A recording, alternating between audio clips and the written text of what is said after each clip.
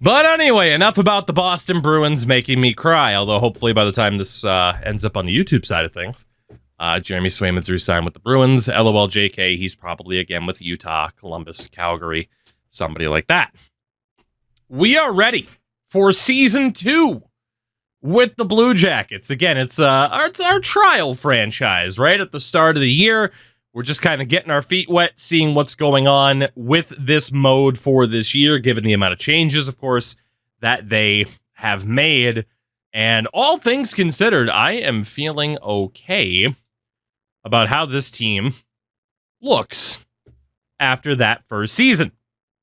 Again, we're going to be running with Caden Lindstrom on the top line, 4th overall pick, of course, this year in 2024. He'll be with Ken Johnson and Kirill Marchenko, who we are desperate to have a good year out of, given that, if he wants to prove he can be that top line sniper, this is the year to do it. Second line, Yegor Chinakhov's going to get a chance. He has refused to switch player types from sniper, which is unfortunate. If he can take a step up and get it done, cool. If he can't, he probably gets traded because he's just not going to be good enough as a sniper unless he can prove it this year. Centered by Adam Fantilli, and then we're going to give Gavin Brindley an opportunity as well. He is also a depth forward, 2nd round pick in 2023, but I want to give him an opportunity to try to develop this season as well. Third line is our 2nd overall pick from the year 1 draft, Anton Frondell, with Sean Monahan and our lovable cap whale, TJ Oshie, which is beautiful. What does the chemistry do if you saw it? So I did see that Chinakhov's better on the top line. It gives a +3, but I'm not that worried about it. Shout out to Nick Roberts, 41 months. Nick, hopefully. We were very, very busy schedule-wise with very little free time. And free time we were supposed to have, Seattle traffic had other ideas. So, but I'd love to get back out to Seattle someday. It's definitely a city I could spend a lot more time exploring, just not from the top of the Space Needle. Fuck that. We have Tanner Jeannot, Cole Sillinger, and I mean, just what a beauty Hunter McCown is. Again, one of the few guys that listened to me. And when I said, hey, you're better as a grinder, and he said, yes, I am. And now he's made the team because of it. Because why not? Because why not? Worst city for traffic, Boston or Seattle?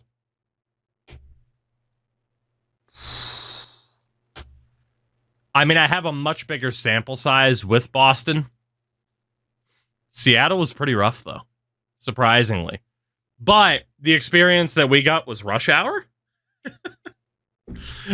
Maybe not the best scheduling on EA's part in that regard. But yeah, rush hour was that was fun. That was real fun. Defensively, again, we gave up 4 first-round picks on an offer sheet that I didn't think he'd sign. Evan Bouchard is here and on the top pairing with David Yarosek. We have Zach Werenski with Damon Severson and Stanislav Svozil with Eric Goodbranson.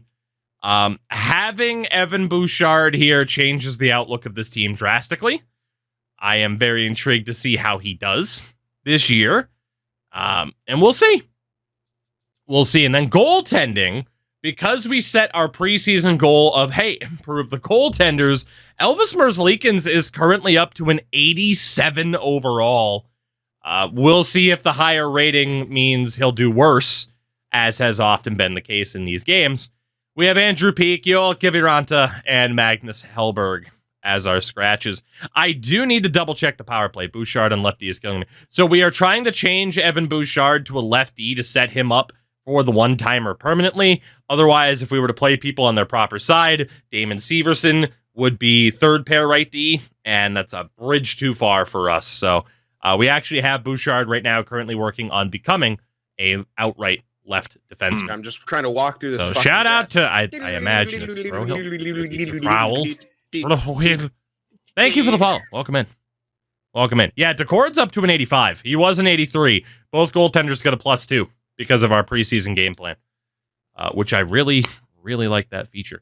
The one thing I didn't do was take a look at the power play, which we do need to set up here. So Fantilli, we need to take out for Chinakhov. We are going to give... Actually, we don't want Chinakhov here. We want Caden Lindstrom here. We are going to give the top 6 every opportunity possible to succeed.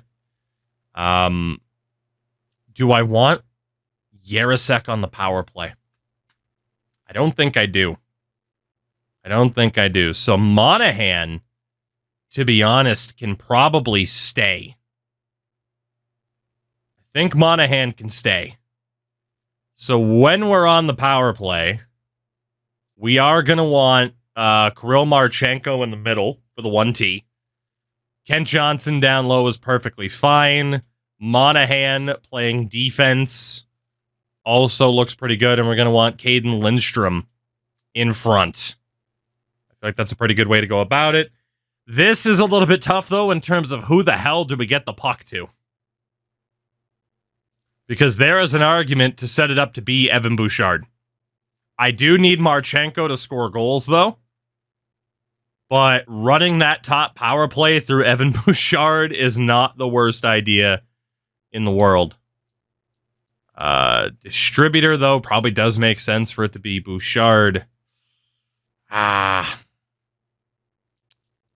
if we go Johnson, Marchenko, and maybe Bouchard as the puck carrier to get us into the attacking end?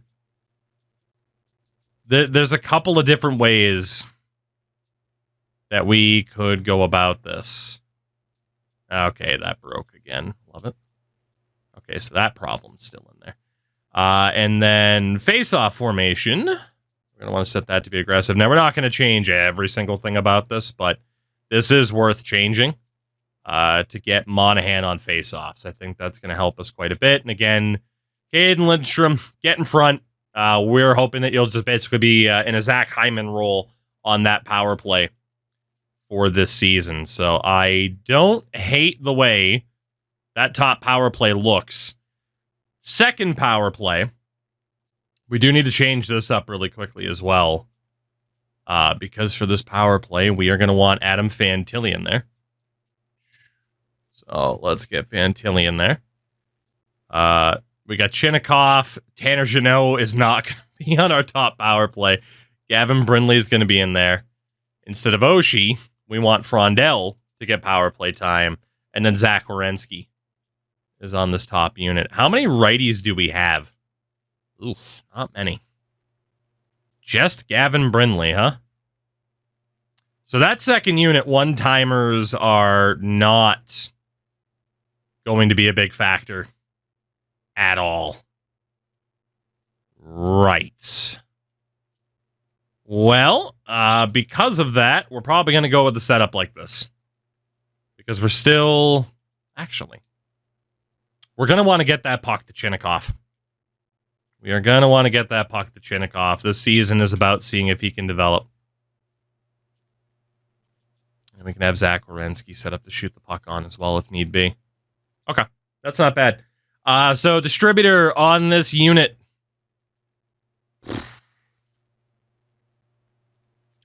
Probably Fantilli down low. Get the puck to Fantilli. Let him work. If we can, get the puck to Chinakhov. Shout out to Travis, by the way. Or not even Travis. Yeah, right, up, Travis. Thank you for that. Welcome in. And I think we're good. I think.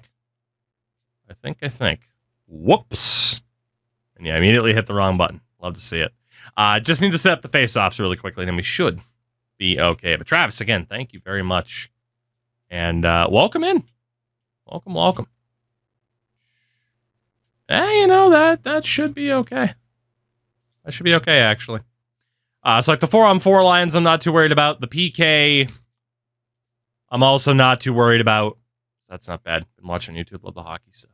What about all the other stuff? I do so many other things. Appreciate it, though. I do appreciate it.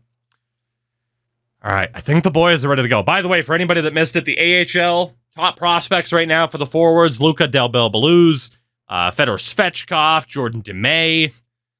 We also have James Malatesta. We acquired Matthew Savoie from Edmonton for Ivan Provorov. And then Jackson Blake we picked up from Carolina. And then defensively, Denton Matejchuk, Corson Kuhlmans, Samuel Nazco. The defense isn't a great fit for the coach, but that is okay. Shout out to Peter. Peter, thank you for the follow. Welcome. And again, goaltending-wise, we don't have too much in the AHL right now, but if you missed the most recent draft, we spec'd pretty heavily into goaltending as we drafted not only Gabriel Daig, but also the man with the greatest name of all time, Joshua Ravensbergen. I mentioned EA about a rotate goalie button in quick links. I sure did, and fingers crossed it happens this year, and we don't have to wait until next, but you never know. So let's do this. I think we are ready to go. I think we're ready to see how the boys are going to do in this second season at the helm of the Blue Jackets. Not injured with injured hamstring. It begins. In a 7-3 loss to the Rangers, Elvis Merzlikins has been injured with injured hamstring. Yeah, hate to see it. He's back already, though, so don't worry about it. He'll be fine. He'll be fine. I might have to turn down the injuries sooner rather than later. We'll see what happens. We'll see. Double injured, yes. Like Christian McCaffrey, just, oh shit, both legs are fucked up somehow. Somehow both legs fucked up. No! Oh, not Hunter McCown. Bruised arm. How badly is that arm bruised? I'll take out Hunter McCown for a little bit then.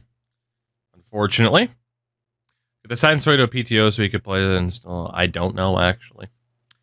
4-3-1. You know what? We can actually go for probably another month. We'll go to December 1st and kind of see how the boys are doing at that point.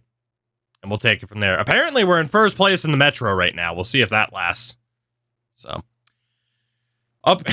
injured with upper body injury for David Yarosek. All right. Injuries are adding up early, although Hunter McCown's back. Thank God. Noted alternate captain for our team, Hunter McCown. Did Cole Sillinger always have quick draw? I think he did, didn't he? Maybe. Did he just develop quick draw? Shout out to Mozone for the 10 months. Mo, how the heck are you? Seriously, when the hell did Cole Sillinger get quick draw? I don't recall that being a thing.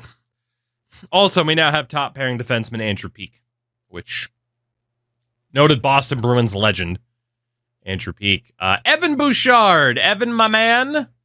Put a lot of effort, but I don't feel like... Oh, Evan. Oh, Evan does not want to switch to a left defenseman. Shit. Okay. Well, we're going to be playing him out of position then, which is a bit unfortunate. Has nothing else. Okay. I don't like playing players out of position. We might have to make a decision in regards to what's going on with Damon Severson then, which would suck. Oh, how are you? We are doing well. Enjoying this game so far, man. There's been quite a bit of optimism and positivity surrounding this game out of the gates. We'll see what happens. We'll see what happens, but a lot of people are digging the game so far. It's funny, I think it was on Reddit, as Oiva Keskinen gets hurt. I think it was on Reddit, someone did a lap on default settings to see how long it took Cale Makar to do a lap around the rink in-game, and it lined up nearly perfectly with how long it took him to do a lap in real life. So, complaining about the game speed, stop, because you're wrong. Shout out to Calvin for the follow, as Adam Fantilli breaks his nose. Okay. Not ideal. And Eric Goodbrants, everyone's dying. Everyone's falling apart. Okay, that's not good. That's not good. Can we not have everybody come down with a case of being injured with injured something? Sean Monahan has a neck strain. Ugh. And we reach December 1st at 10-8-3, second in the division, which says more to me that the division's quite weak. Elvis Merzlikins has not played well this season. We are 20th in goals for per game. Our power play is towards the bottom half. Our penalty kill sucks. Good to know. Good to know. Yet we are in second place in the division. Figure that one out. 10 goals for Marchenko leading the way. 15 points for Caden Lindstrom as a rookie. And then league-wide, Kucherov, 46 points in 23 games. McKinnon's up there. Connor Bedard up there, second in goals, only behind Kucherov. Braden Points leading in assists. Goalie wins Vasilevsky. So Tampa's a wagon right now, which is to be expected.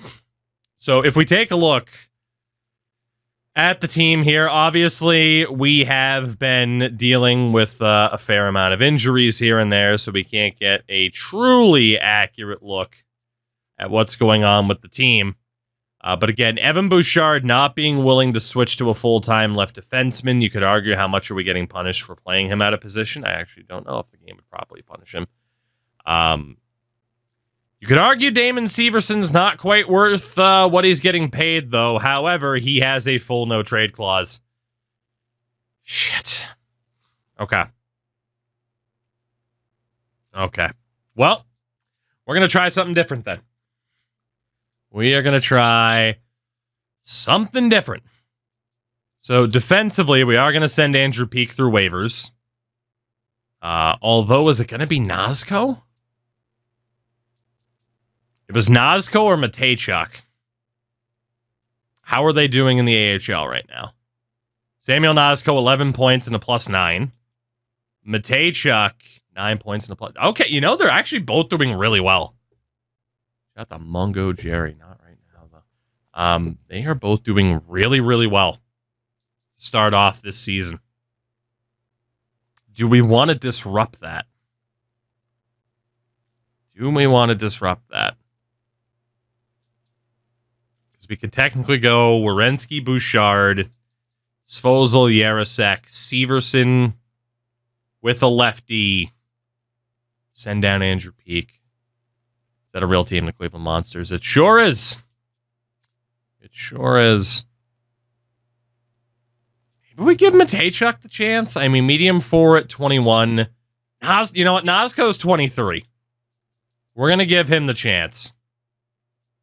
And we did not lose Andrew Peeke to waivers, which really isn't surprising to me.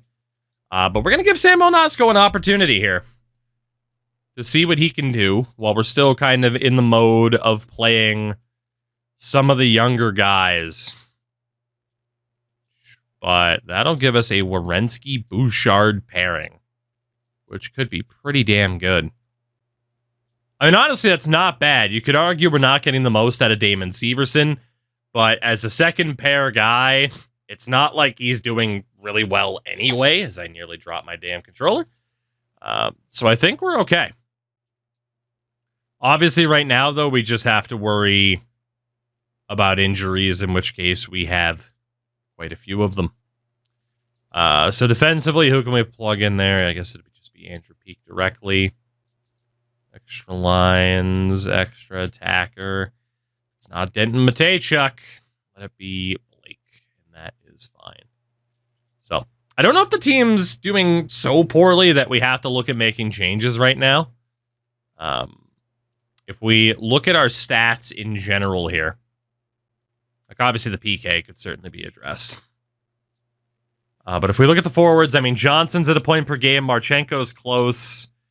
Monahan as a third-line center outscoring some other people is concerning. Chinakhov has just 3 goals, man. He's not it. And the fact he doesn't want to switch from a sniper, I can't imagine we're keeping Yegor Chinakhov full-time. Can't imagine. And also, Adam Fantilli just hasn't really been able to figure it out. His overall's going up, but his production is mid. So maybe we need to switch him off of power forward to sniper or playmaker. And then Gavin Brindley, he's doing okay. He's clearly not quite ready for prime time. Nor is Anton Frondel. So I think there are some changes we could make. We're going to give some of these guys an extra month.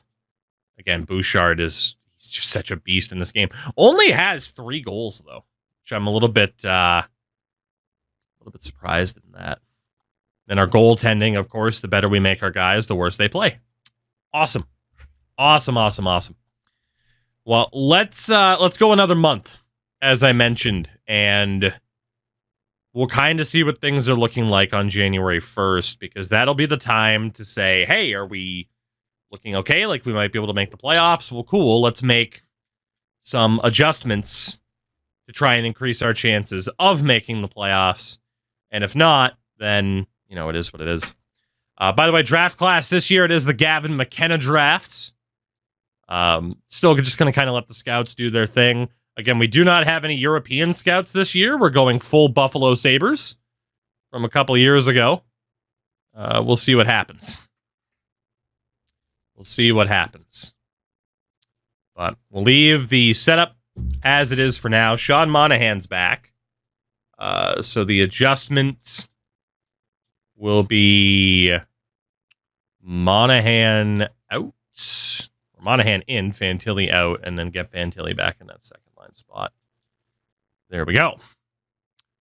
And it's Connor Carrick. I was going to say, please don't give me another NHL injury immediately. Please don't do that. Caden Lindstrom has been injured with upper body injury. Hate to see it. The amount of injuries, my God. And he's healthy. Did I even need to take him out of the lineup? He didn't miss any game time. What are we doing here? Come on, game. This is why most people play with injuries off. Not because it's an unrealistic amount of injuries, but it's a slight injury here or there, and it takes forever to come back from, and it's just in the menus a lot. So, Jackson Blake is hurt too. A question in chat in regards to Landon DuPont, and I actually do not know if DuPont is in the game right now. I would honestly presume that he is not, because again, the CHL at the start of the year is always a little bit wonky. But I have time. Why not check?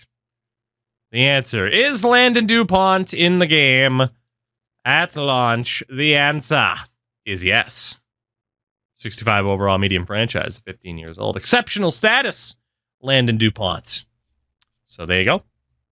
There you go. And will we be keeping an eye out for him in this franchise? Yes, we will.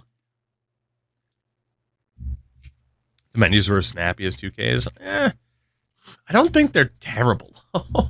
Maybe just because I'm used to playing all the sports games and something like Madden is much, much worse than this. I don't know. In comparison, it's like, it's fine.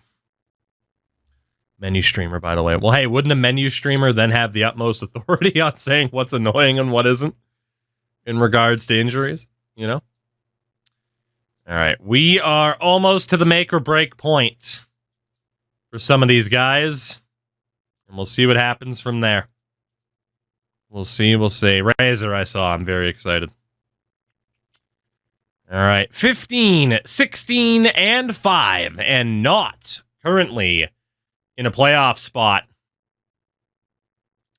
We are 0-1 against the Bruins. I do love that.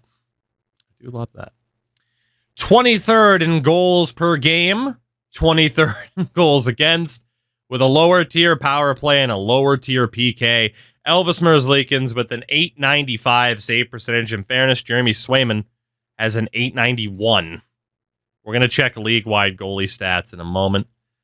We are currently 6 points out of a playoff spot. Not looking too good. We're being honest, things aren't looking too good for us right now. If we look at the numbers, Kent Johnson, Marchenko with 14 goals. His goal for the year was to hit 30. Monahan being third in scoring, Oshie being fourth is a disaster. Caden Lindstrom's not doing that bad. Fantilli, again, not taking that next step up. Chinakhov isn't the guy. Chinakhov's got to go. He's got to go. He's got to go. And the reason for that, again, is he refuses. Have I ever tried out Football Manager? I have. It's very complicated. And everybody tells me to play it. And eventually one day I will, and then I'll never play anything else ever again. Brindley's been okay. Sillinger's been all right for a fourth liner. Frondell's been okay. I don't think he'll win Rookie of the Year. Kivvy's actually played pretty well. Oh, I don't know if we can call him Kivvy on the Blue Jackets. But, you know. Chinakhov's got to go, though. It's quite clear, you know, if he's never going to switch off of being a sniper and he's going to try to play like a sniper, he's never going to live up to that full ability that he has to be good as another player type. So I am perfectly fine with moving on from Yegor Chinakhov. Defensively, those numbers are about what I expected. Samuel Nosko has actually been awesome. He's actually been awesome so far. Svozil, not so much. Taboo, I'd say go back in the VOD. We talked about it for 15 minutes at the start of the stream. It's a time. It's a time. And then again, our goaltending has been atrocious, but is that a league-wide thing? Let's take a look. Midway point of the season, just about. Connor McDavid leading the league in scoring. How do you like that? 76 points in 37 games for Connor McDavid. So again, we are on high scoring with medium shots. That's not too bad. Kucherov has 42 goals already. Jesus Christ. Draisaitl's way up there. Dude, it's just the Oilers. It's just the Oilers. Holy shit.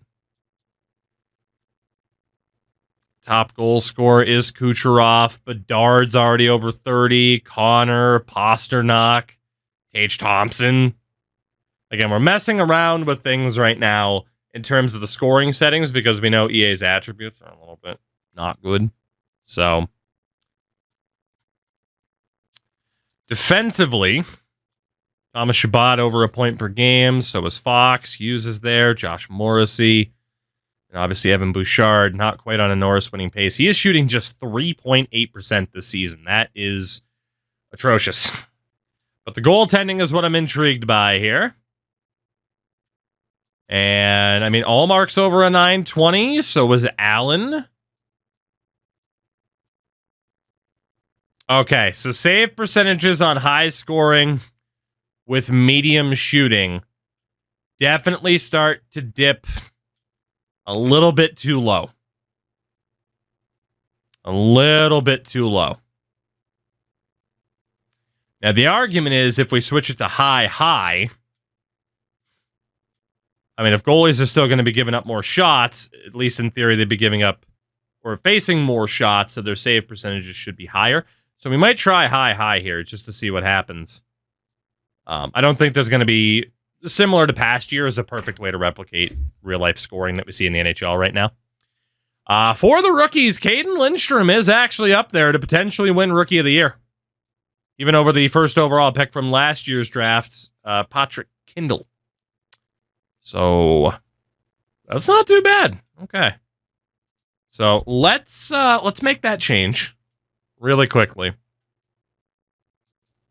As, again, like I said, this is our trial franchise. This is like, okay, how are things working right now?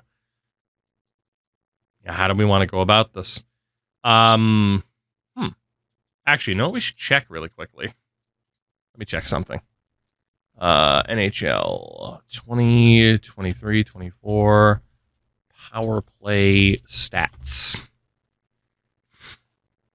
We got a stat muse here.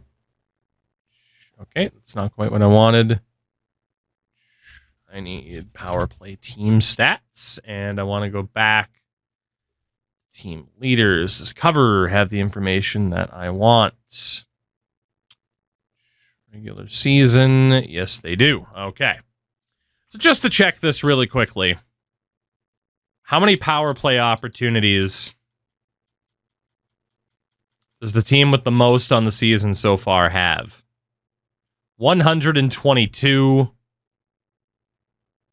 Yeah, I mean, in real life, 283 last year for Ottawa to lead the league.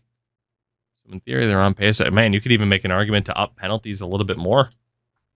Okay. All right. We're gonna find the settings that work for us here. We are gonna find the settings that work for us. So fighting at 1 out of 2 is fine. Oh, that's good. We're gonna turn penalties up. Why not? Why not? And then let's go down. Go high scoring. Coincidental time penalties upon 0. Who cares? Okay. This could work out. Gameplay sliders, by the way, we do still have everything set to default. You guys know me. Normally I turn attribute effects up and game speed up, but for now, just want to leave it like that. In terms of how much it's going to affect the sim this year, who knows? But we do know one trade that we can make here, right? And that is that Yegor Chinakhov can go. He is just not it in the slightest. The question is who replaces him on that left wing. And it could even be Kiviranta. I mean, Kivi's done okay this year. Because Aiden McDonough, Philman, Noel Gunler was another guy who didn't want to change his player type. Technically, Fedor Svechkov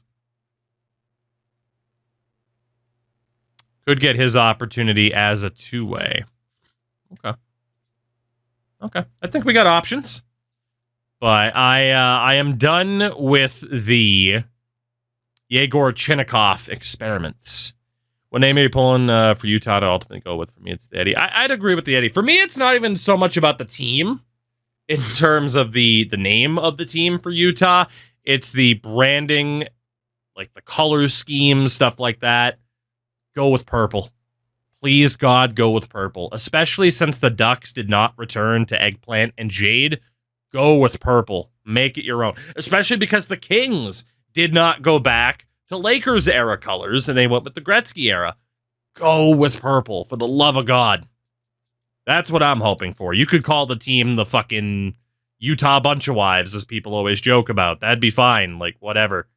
Just have purple on the goddamn uniform. All right, what offers are out there for Yegor Chinakhov? Second round pick and Ronnie Attard. That's not too bad. I don't know if we necessarily have space for Ronnie Attard right now. Second and a fifth from the Bruins.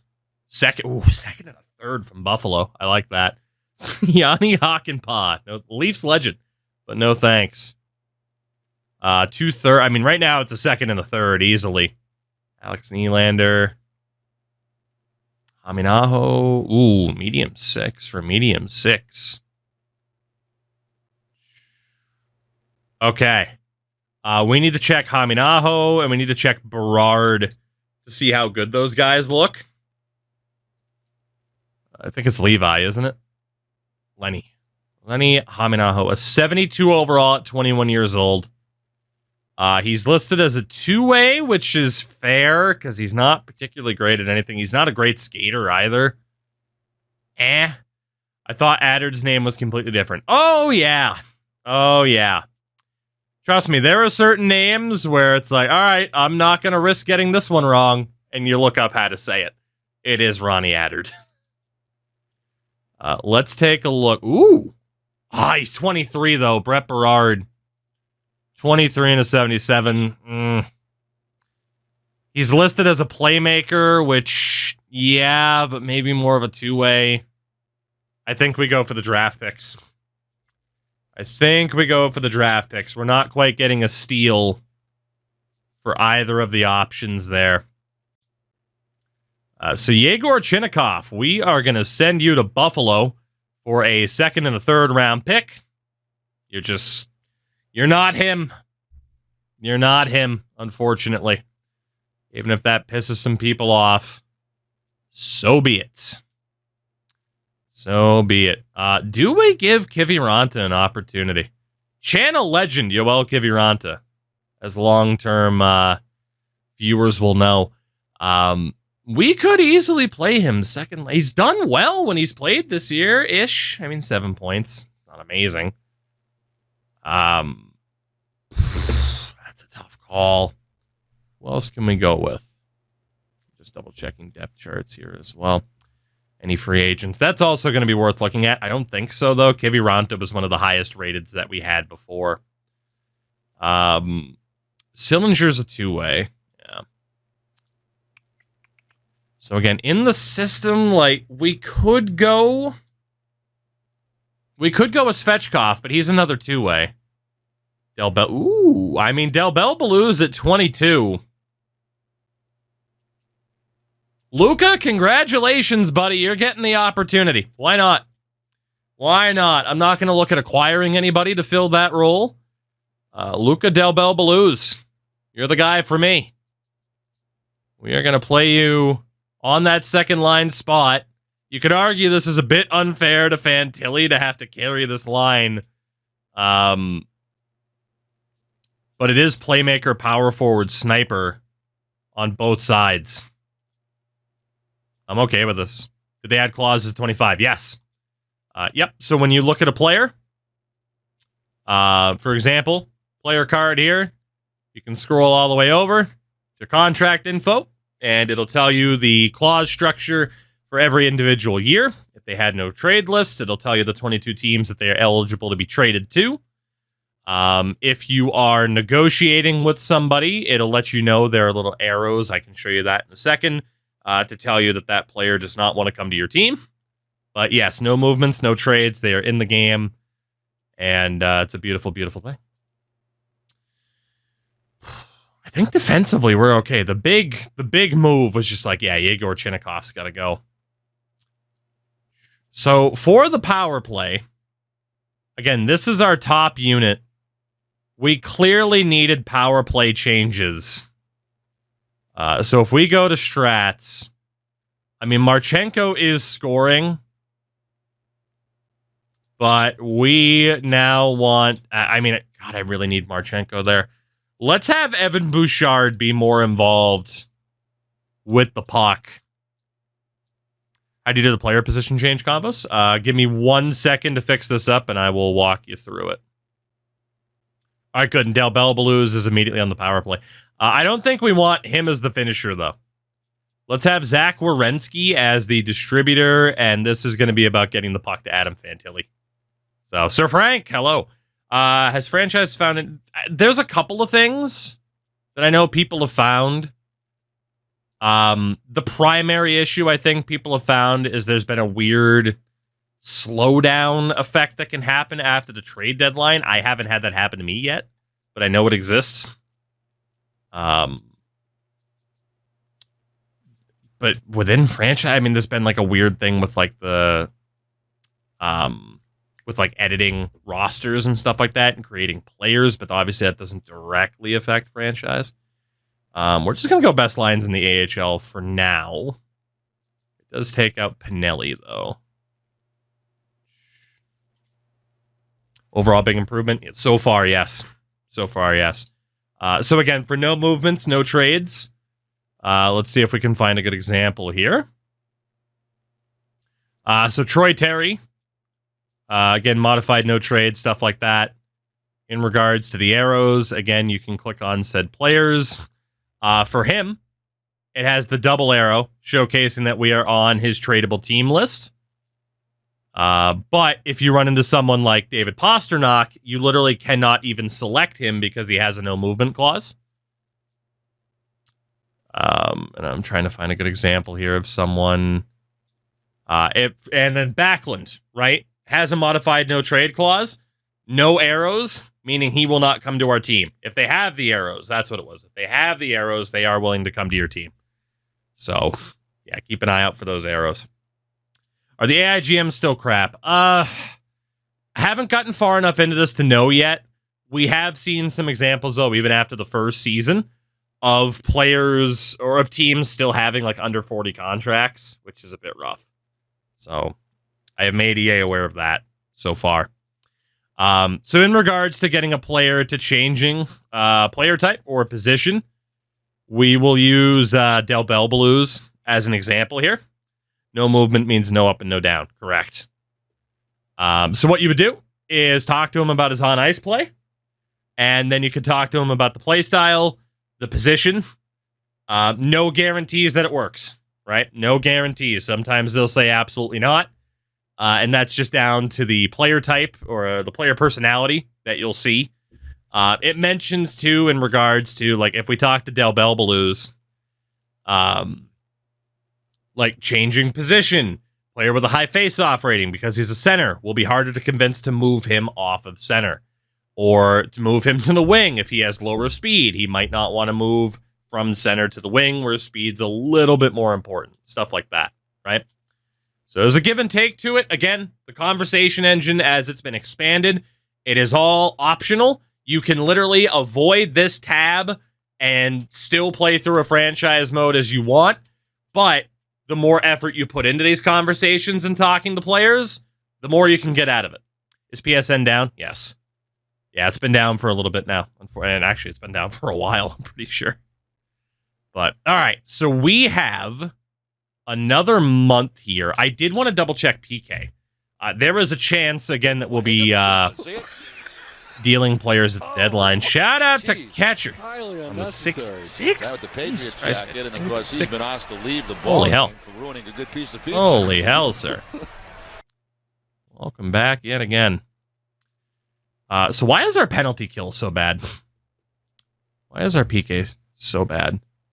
I mean, Sillinger McCown is fine. Monahan Jeannot should be fine. Frondell and Oshie. What did Swayman sign for? Under $8 million in this timeline. Imagine. So let's go back. Aiden McDonough. We're going to take you out for Luca Pinelli. You were the only player. There was technically Belleva. Why is Bouchard on the PK? Because I promised him he'd be on the PK so that he'd come here. Much to my own detriment, potentially. Indeed. We'll see. All right. Let's go to February 1st. We are currently a mid-tier team.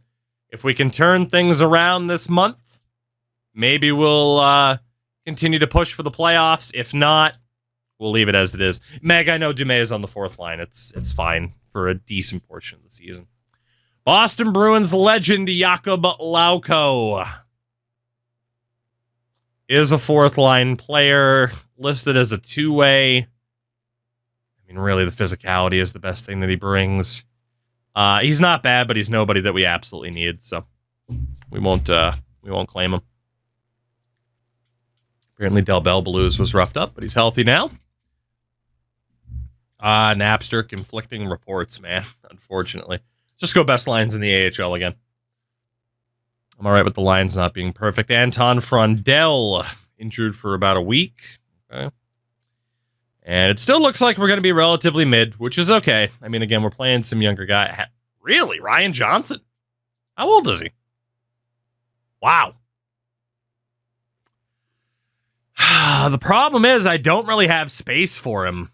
His potential's not that good either. Really, they kind of did Ryan Johnson dirty with a medium 6. He's fine. Did you read my comment? Probably not. Unless it was about stats being screwed up if you're on the Finnish version of the game. Sometimes players injured and you promise in first line is still getting morale. Yeah, so I have heard about that the morale can be a little bit finicky. I don't know if they can program a way to get around that, to be honest. Hopefully they can. Sam Bolduc has a higher potential than Johnson. He sure does. Johnson's not bad, but because of that lower potential, I don't really have space for him because I don't think we'll even be able to flip him. So we'll keep the roster spot open. Eric Branson's healthy. I didn't even know he was hurt. I didn't even know he was sick. I mean, when the hell would he have gotten hurt? When the hell would he have been playing? He's the healthy scratch. When the hell did he get hurt? All right, let's see. Kivy, we got to take you out for Frondell. Frondell's up to an 80, so he's gone up by a couple of overall points already this season. We'll go best lines in the AHL. Yeah, it's not looking like we're going to be a threat to make the playoffs, so selling at the deadline again looks likely. As I say that, we've won 3 games in a row, so maybe not. Fedor Svechkov, not injured with injured stomach. Oh, the worst. The worst to be injured with injured stomach. Yeah, hate to see it. Matt Phillips. Not a bad player, but he is 27 at this point. I mean, it's a good depth player to have. Yeah, playmaker's a good fit for him. I just think we want to leave that roster spot open as well in case someone does something stupid with a younger player. You know? Like potentially Jack Thompson. How old's Jack at this point?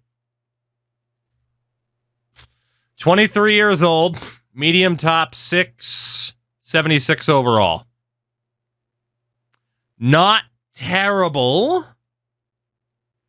He's listed as a two-way. Oh, God, dude, that attribute spread's a disaster. Like, he's physical and can skate, but his defensive awareness is pretty bad. His passing is good, but his offensive awareness and shot accuracy are bad. He's just kind of a disaster, aren't you, Jack? I'm going to say no to that as well. He's not bad, but yeah, we'll say no to that. And then our starting goalie in the AHL, Jet Greaves, gets injured. Peter Svechkov is back. And we are quite mid at February 1st. Let's see. Joey DeCord, still a sub 890. 23rd in goals for. Our defense, in terms of goals against, has improved. Penalty kills has improved a lot. Our power play continues to fall. And we are currently 6 points out of the playoffs with 2 games at hand on the Flyers. So we're actually not as far out as I expected. I think we can hold on to the team in its current incarnation and just see where they're going to look come playoff time. An updated look at the numbers. Kent Johnson tied for the team lead in scoring. Is NHL 25 next gen only? Yes. Which going to suck a little bit for people that don't have one of the newer consoles, but from a game standpoint, it's very, very good. If I had a successful season goal, last year I only set 1 and we failed. This year we set a lot of them, including Marchenko to get 30 goals, which is looking iffy. Very, very iffy. Aiden Lindstrom, 27 points. Frondell at 20. Brindley at 20. I mean, it's clear that this trio of younger guys not quite ready for prime time, but not too bad. Bouchard still on just 3 goals this year. Jesus. Shooting 2.5%. Also, Werenski is shooting a hell of a lot more. And scoring as a result. Maybe not a hell of a lot more, but a decent amount. Our goaltending has still been pretty disappointing, all things considered. But, like I said, I think we hold on to this team in its current form. By the way, Connor McDavid, 100 points in 51 games. Hyman on 95, Draisaitl on 93. You know for a fact that's the Oilers' top line. And it is destroying worlds at this point in time. Let's get confirmation of that. We did look at the lines last night, but yeah, jeez, dude, McDavid's a 99. Now, again, the good thing this year, and we talked about this before, they changed the way attributes are weighted in terms of player type. So it's a little bit closer to what we had over a decade ago with NHL 13, where McDavid, to hit a 99 overall, does not need this 99 defensive awareness. It's still high at a 90 with 91 body checking, but in theory, could have Connor McDavid as a 99 overall. Again, if it's me in my version of custom McDavid, that entire top row is just nothing but 99s, maybe discipline, the lone exception, but that's a nice little change. But who needs Bouchard? Apparently they didn't. Apparently Nurse and Ekholm is good enough. Apparently. Yeah, again, I know it was cut off by the webcam, but yeah, McDavid's physical category right now is fucking hilarious. Yeah, overall, we're going to give our boys another month here to see what they can do. I'm looking at you, Mr. Del Bell Blues. Actually, how has he done so far? 8 points in 13 games isn't bad. Let the kids play. Good things might happen.